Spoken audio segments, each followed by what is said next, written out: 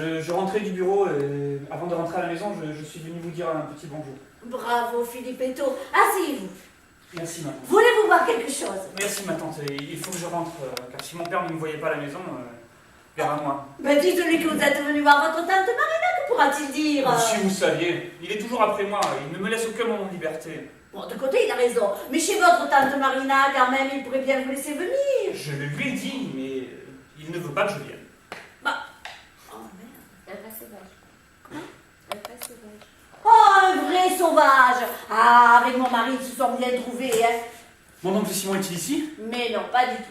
Il est sorti et il n'est pas prêt de rentrer. C'est que lui aussi, quand il me voit, il me crie après. Mais laissez-le dire, il ne manquerait plus que ça. Non, c'est pas ça. Si. Mais laissez-le dire, il ne manquerait plus que ça. Mais alors, s'il me cherche l'époux, je lui sors toute la gamme. Vous êtes le fils de ma sœur. Ah, c'est pas ça, je mélange les deux. Ah, putain. Vous êtes mon neveu. Alors, vous êtes mon neveu, le fils de ma sœur. La pauvre femme est morte. Et depuis, je dois bien dire que je n'ai personne d'autre que vous au monde. Je ne voudrais pas qu'il s'en prenne aussi à vous à cause de moi. Mais alors, pour ce qui est de moi, ne vous mettez pas martel en tête. S'il me cherche d'époux, je lui sors toute la gamme. Non, mais il ne manquerait plus que ça. Oh, mais alors, mais il n'y a pas au monde un homme plus rustre que mon mari. Plus que mon père. Oh, c'est du pareil au même, voyez-vous. Jamais, au grand jamais, depuis que je suis venu au monde, il ne m'a laissé la moindre distraction.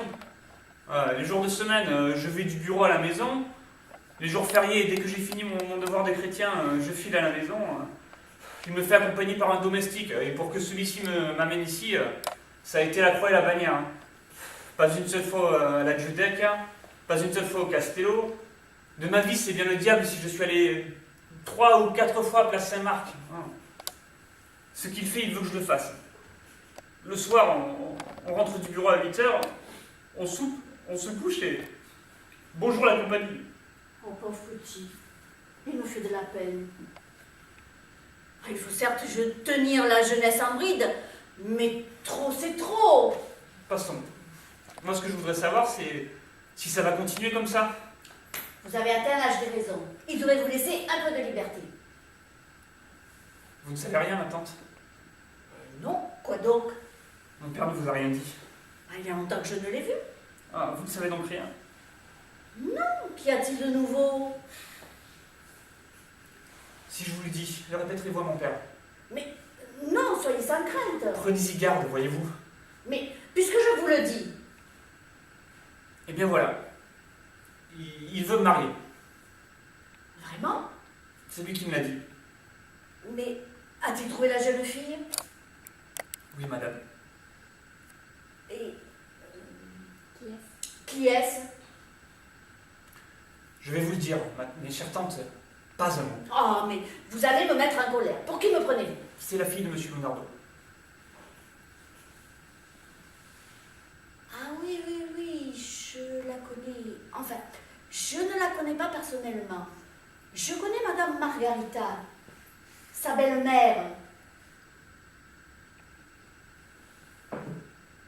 Monsieur Lunardo, un ami de mon mari. Ah, ils se sont bien trouvés. Le père du fiancé et le père de la fiancée. Avez-vous vu la jeune fille? Non, madame. Avant la signature avant la signature du contrat, il vous la montrera. Je crains que non. Mais il vaudrait mieux que vous la voyiez avant, tout de même. Comment voulez-vous que je fasse? Ben, dites-le à votre père. Je le lui ai dit, mais il m'a coupé la parole. Si je savais comment m'y prendre, je vous rendrais bien ce service. Plutôt ciel. L'inconvénient, c'est que ce rustre de Lunardo ne laisse personne voir sa fille. Est-ce qu'on ne pourrait pas, à l'occasion d'une fête... Chut, voilà mon mari. Voulez-vous que je m'en aille? Non, non, restez.